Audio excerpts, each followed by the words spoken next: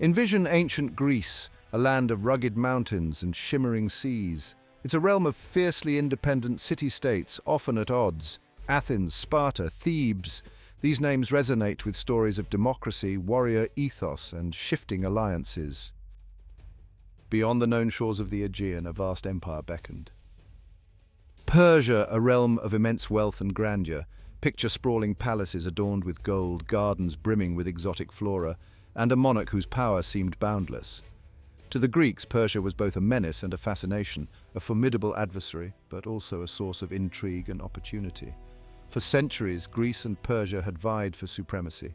The legendary battles of Marathon, Salamis, and Plataea had cemented the Greeks' reputation for valor and military prowess. Yet the Persian Empire, though diminished, remained a formidable entity, a dormant giant that still controlled vast territories. It is against this backdrop of ancient rivalries and simmering tensions that our narrative unfolds, a saga of adventure, betrayal, and an epic journey that would forever be etched into history, the story of Xenophon and the 10,000.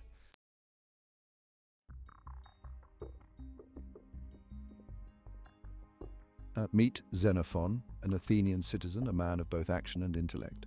Born into a society that valued both physical and mental discipline, Xenophon epitomized the Athenian ideal of a well-rounded individual.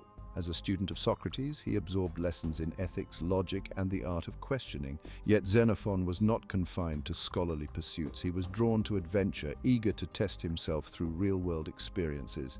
When the chance came to join a military expedition to a distant land, he embraced it wholeheartedly. This journey would transform him from a curious observer into a decisive leader, altering the course of his life. Xenophon's writings, especially his account of the expedition known as the Anabasis, offer a vivid window into this tumultuous period. His prose is clear, direct, and unadorned, reflecting his military background and his intent to present a factual account. Beneath his seemingly detached observations, we see a keen mind at work, analyzing situations, weighing options, and grappling with the complexities of human nature. Through his words, we are transported back in time, marching alongside him and the 10,000, experiencing their extraordinary journey. The Anabasis, the very word, evokes a sense of adventure, of an arduous journey into unknown lands. It is a tale of ambition, betrayal, and survival against overwhelming odds. At its core lies the story of the 10,000 Greek soldiers who found themselves deep within the Persian Empire, far from home and facing an uncertain future. Their journey would take them across scorching deserts and over snow-capped mountains, through hostile territories and alongside unfamiliar cultures. They would face hunger, thirst, and the constant threat of attack. Yet amidst these trials, they would also discover a resilience they never knew they possessed, forging bonds of brotherhood that would fuel their determination to return home. The Anabasis is not just a military campaign, it is a testament to the human spirit's ability to endure and overcome adversity. It is a story that has resonated throughout history, inspiring generations with its themes of courage, leadership, and the enduring power of hope. Join us now as we delve deeper into this epic tale, tracing the footsteps of Xenophon and the 10,000 as they navigate the treacherous paths of the Persian Empire, their journey a testament to the enduring strength of the human spirit. At the heart of this epic tale is Cyrus the Younger, sibling to Artaxerxes II, the ruling monarch of Persia. Ambitious and magnetic, Cyrus believed he was the true successor to the throne. Fueled by a thirst for power, Cyrus crafted a daring scheme to assemble an army and confront Artaxerxes. He enlisted the help of Greek mercenaries, renowned for their discipline and fighting prowess. The lure of riches and honor was too tempting to resist. Among the recruits was Xenophon, seeking adventure and new horizons.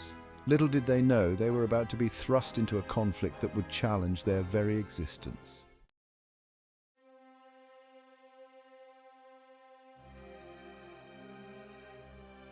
The 10,000 soldiers of fortune seeking glory and gold. Imagine a diverse army, men from various city-states united by their Greek heritage and a thirst for adventure.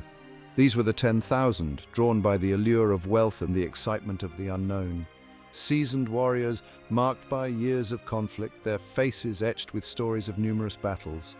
Younger men, eager to prove themselves, eyes shining with both excitement and apprehension.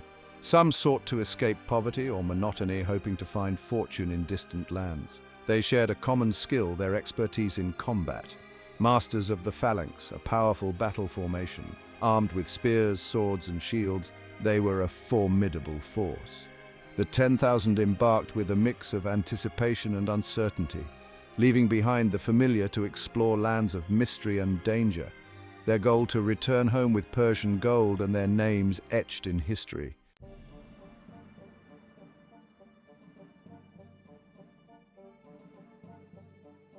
The siren song of Cyrus, promises of wealth and glory. Cyrus the Younger, a shrewd judge of character and a master manipulator, knew how to appeal to the Greeks' desires. He promised them unimaginable riches, gold, silver, and precious jewels. He spoke of fertile lands ready for conquest, of a life of ease and luxury in the service of a grateful prince. He appealed to their sense of adventure and love of battle, painting a picture of a glorious campaign against his tyrannical brother. He assured them that the Persian army was weak and poorly led, ripe for defeat. Victory, he declared, would be swift and decisive, bringing them immense rewards. To the hardened veterans, Cyrus offered a chance to relive their glory days and enhance their reputations. To the younger men, he presented an opportunity to prove themselves in battle, to earn fame and fortune that would make them legends. And to those seeking escape from poverty or boredom, Cyrus offered a new life, a chance to reinvent themselves in a land of possibilities. His promises, like a siren song, lured the Greeks in, fueling their dreams of wealth, glory, and a future brighter than anything they could have imagined in their homeland.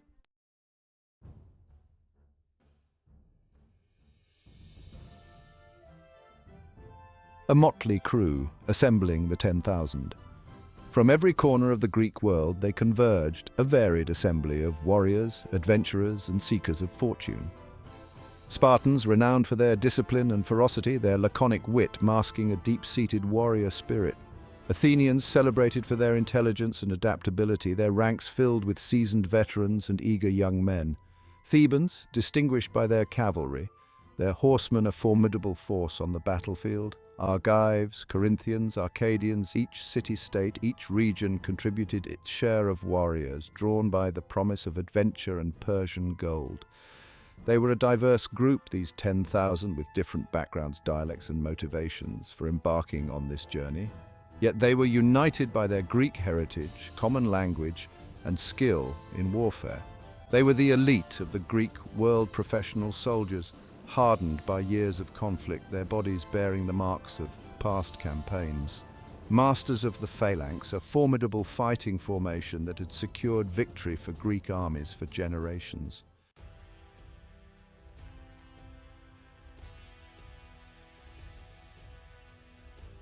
Eastward bound the long march begins, the 10,000 assembled at Sardis, a vibrant city in Asia Minor, the starting point for Cyrus's campaign.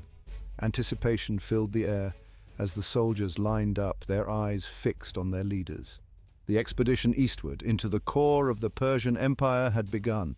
Their route took them through challenging mountains and across fertile lands. Despite the obstacles, they continued, driven by hope, ambition, and fear.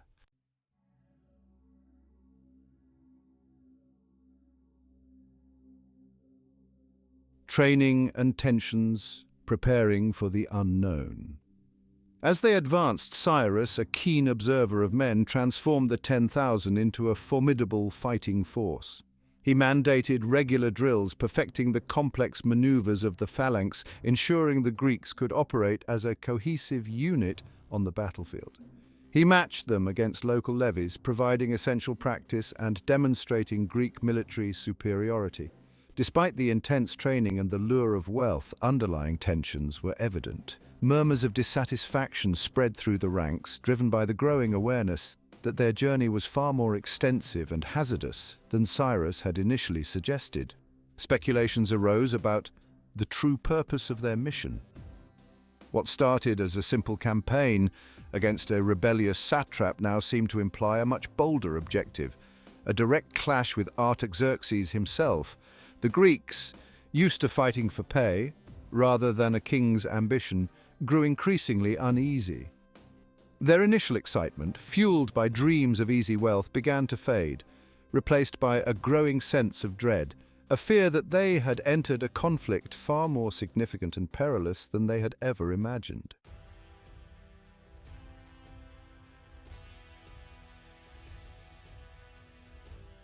Into the heart of Anatolia, a glimpse of Persian might.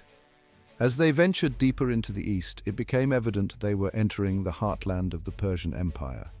The familiar sights of Greece vanished, no more lively city-states, revered temples, or olive-covered hills. They now navigated through vast sun-scorched plains where strange creatures darted through the brush. They forded rivers broader than any they had encountered, teeming with unusual fish. They came upon magnificent cities, their walls decorated with colorful tiles, and streets alive with people from diverse backgrounds speaking unfamiliar tongues.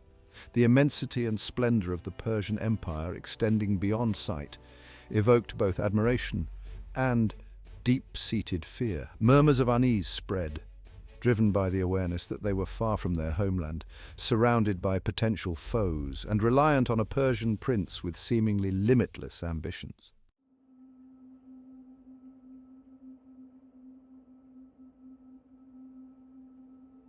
Doubts and divisions, whispers of unease. As they ventured deeper into Persian lands, the unity that had once held the 10,000 together began to fray. The relentless journey, scorching heat, and lack of familiar comforts took their toll. Exhausted and irritable, the soldiers murmured among themselves, their fears and suspicions surfacing in hushed conversations. Keen observers like Xenophon noticed the rising tension.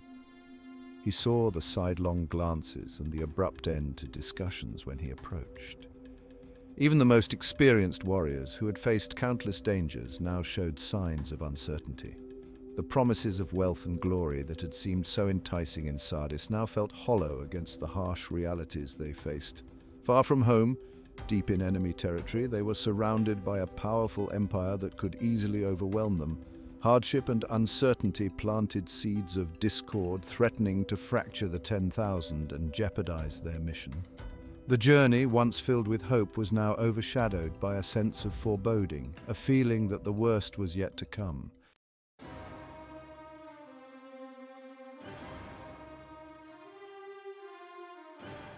The eve of battle, a clash of empires looms. The atmosphere was charged with anticipation as the 10,000 approached the plains of Cunaxa. Cyrus, brimming with confidence, motivated his men, urging them to display courage and valor. Among the Greeks, a blend of anxiety and expectation permeated the scene.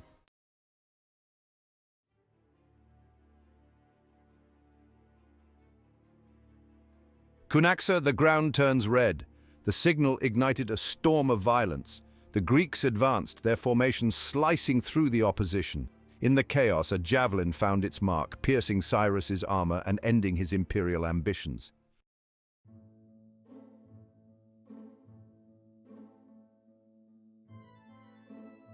Betrayal and despair, the fall of Cyrus. The death of Cyrus crushed the Greeks' aspirations for victory. The Persians, now emboldened, intensified their assault, leaving the Greeks leaderless and isolated. Treachery followed, with promises of safe passage revoked once the Greeks were disarmed. Cyrus's own allies, including Ariaeus and other Persian nobles, driven by ambition and promises of power, turned against him at the most critical moment. This act of betrayal not only cost Cyrus his life, but also plunged his loyal soldiers into turmoil and hopelessness.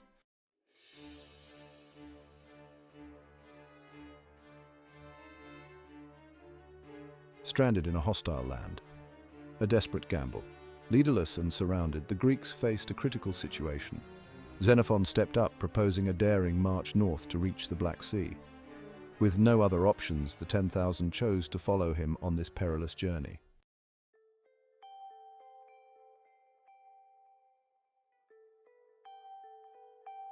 The rise of Xenophon, a leader, emerges from the ashes. Xenophon reorganized the ranks, choosing officers for their skills. He inspired the men with stirring speeches, creating a strong sense of unity. Under his leadership, optimism replaced despair, and the 10,000 prepared for the journey ahead.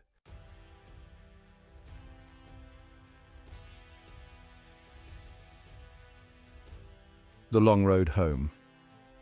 First steps on a perilous journey. They embarked on their northward trek, facing countless dangers. Ambushes tested their resolve as they navigated the harsh landscape. Through adversity, they forged a deep camaraderie, becoming a united brotherhood.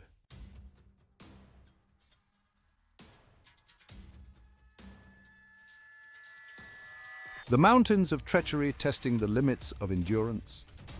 The 10,000 faced the formidable Armenian peaks.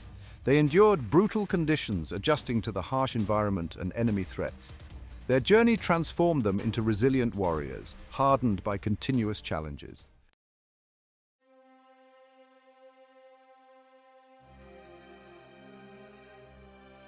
A labyrinth of snow and ice confronting the winter's fury. Winter descended upon the 10,000, bringing frigid and perilous conditions. They faced frostbite, hunger and fatigue, but found resilience in unity. Huddled together, they shared their meager supplies, determined to endure the cold.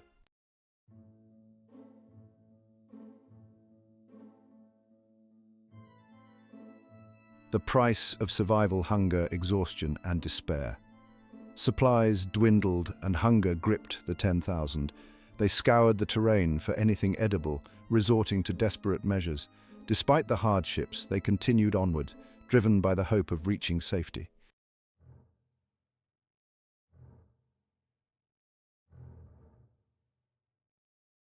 Divided we fall, internal conflicts and the threat of dissolution. The journey's hardships reignited old rivalries and tensions. Xenophon called a meeting, stressing their common heritage and the perils they faced. He urged them to uphold their honor and unity, knowing their survival depended on it.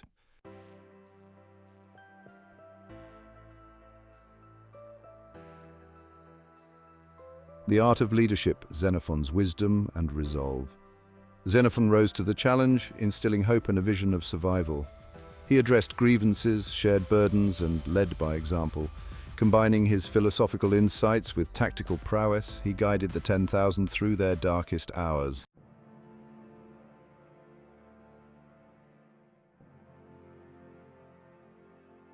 A glimmer of hope. Reaching the Black Sea and the promise of freedom, after what seemed like an eternity, a collective gasp of awe and relief swept through the ranks. There, on the horizon, shimmering like a mirage, lay the Black Sea. The sight, so unexpected, so glorious in its promise of freedom, brought tears to their eyes and strength to their weary limbs. The sea, the very word, held the promise of escape, of a return to the familiar world of Greek colonies, of vessels that could carry them home. The dream that had sustained them through the darkest hours was now within reach. They had done it. Against all odds, they had marched through hostile lands, fought off countless enemies, endured trials that would have broken a lesser force. They had faced their own mortality and emerged battered but unbroken from the crucible of their ordeal. Xenophon, standing beside his men, felt a surge of pride mingled with relief. He had led them through the valley of the shadow of death, and they had emerged together into the light. The journey had cost them dearly, but it had also forged them into something stronger, something more than just a band of mercenaries. They were survivors, bound together by a shared experience that would forever link their destinies.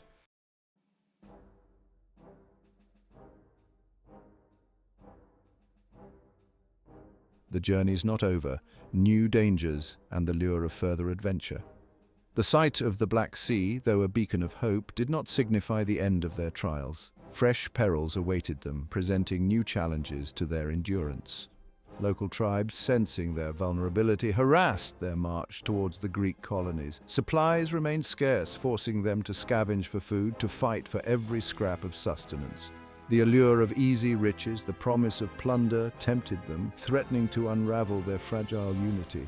Xenophon, ever the pragmatic leader, knew their journey was far from over. He rallied his troops, reminding them of the sacrifices they had made and the hardships they had endured. He urged them to stay true to their principles, to resist the lure of greed and violence, and to hold on to the dream of returning home with their honor intact. And so the 10,000 pressed on, their journey a testament to human resilience, their story an epic tale of adventure, betrayal, and the enduring power of hope in the face of overwhelming odds. The road ahead might be long, the final destination uncertain, but they would face it together, as they had always done, their fates intertwined, their spirits unyielding, their legend etched in the annals of history. Arrival in Trapezus and a moment of respite. The air, thick with the scent of salt and pine, carried the cries of gulls and the distant sound of waves meeting the shore. For the 10,000, weary and battered, reaching Trapezus felt like stepping into a dream. They discovered a vibrant city with sunlit, whitewashed houses and a harbour bustling with ships, symbols of trade and culture. A feast of plentiful food awaited them. Wine was poured generously. The 10,000 could finally rest and savour a moment of tranquility. The lure of glory, internal strife, and the temptation of conquest. The brief respite was welcome but fleeting. The 10,000, though reduced in number, remained determined and faced a pivotal choice. The journey back to Greece was still arduous and filled with peril. The prospect of wealth and the idea of establishing their own domains in this new land tempted some. Old rivalries, once subdued by shared hardship, now reignited. Ambitious leaders, inspired by past victories and the promise of future conquests, saw an opportunity to seize power and transform the 10,000 into a conquering force. Xenophon, always the voice of reason, found himself amidst these conflicting ambitions. He understood the allure of wealth and glory, the temptation to carve out a new destiny on foreign shores, yet his experiences had shown him the perils of unchecked ambition and the destructive power of greed. He had seen how easily unity could crumble, how quickly trust could turn to suspicion, and how the pursuit of personal gain could undermine the common good. A new direction, seeking passage home through perilous lands. With a heavy heart, Xenophon saw the unity of the 10,000 slipping away. The allure of wealth and the promise of swift victories against affluent enemies proved irresistible for some. He observed as the once cohesive army fractured into smaller factions, each with its own agenda. Some, enticed by the prospect of glory, followed ambitious leaders, driven by conquest and plunder. Others, exhausted by the relentless march and battles, sought passage home on any available ship, their dreams of riches replaced by a yearning for the familiar comforts of home. Xenophon, his loyalties tested, faced a tough decision. Should he stay with the largest contingent, even though their goals diverged from his own? Or should he forge a new path, guided by his sense of honor and his commitment to lead his followers to safety? After much contemplation, Xenophon, with a smaller but loyal force, chose a different route. They would head west along the perilous coastline of the Black Sea, aiming for Byzantium, a strategic city that offered hope and a potential gateway to the Aegean and their long-awaited return to Greece. The march through Thrace encounters with Thracian tribes. The journey westward, though challenging, was a welcome change from the endless plains and treacherous mountains of Persia. The rugged but beautiful coastline offered breathtaking views of the Black Sea, a constant reminder of the freedom that awaited them. However, the familiar vegetation did not make the land any more welcoming. The Thracian tribes, fierce and independent, viewed the arrival of the 10,000 with suspicion and hostility. Skirmishes erupted, forcing Xenophon and his men to use all their skills and experience to survive. The Thracians, masters of guerrilla tactics, used the dense forests and rolling hills to ambush the Greeks, disappearing as quickly as they had appeared. Xenophon, however, proved to be a shrewd tactician, adapting his strategies to counter the Thracians' hit-and-run tactics. He ordered his men to march in tight formations, their shields interlocked, their spears bristling, ready to repel any attack. He sent out scouts ahead, their keen eyes scanning the terrain for any sign of enemy movement.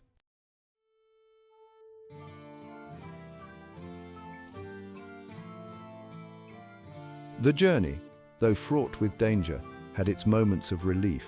After weeks of traversing hostile lands, the 10,000 reached Perinthus, a Greek city on the northern shore of the Sea of Marmara.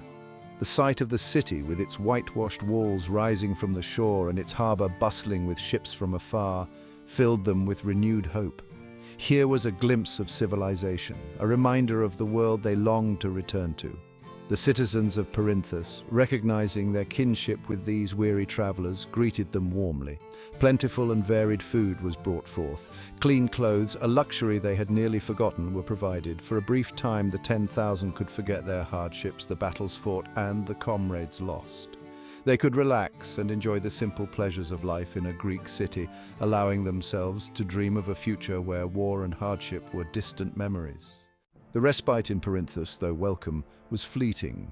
The call to return to Greece beckoned, offering a fresh start. Yet fate had other intentions.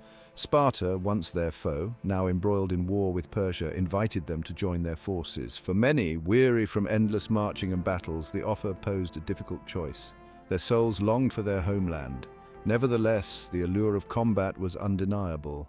The 10,000 etched their legacy into history. Their odyssey, a symbol of human perseverance, echoed far beyond Persia. Shared around campfires, narrated in taverns, and captured in Xenophon's writings, their tale reminded the Persian Empire of the unyielding Greek spirit, a spirit that remained unbroken. It highlighted the weaknesses within Persia's forces. The triumph of the 10,000 traversing Persia's challenging terrain, surmounting internal conflicts and external dangers, unveiled the potential for Greek expansion, setting the stage for Alexander the Great's conquests, which would ultimately dismantle the Persian Empire. Xenophon, the Athenian soldier, the student of Socrates, the accidental general, emerged from the crucible of the Anabasis transformed. His experiences, his observations, and his reflections on leadership and the human condition found expression in his writings, especially in his account of the 10,000's epic journey.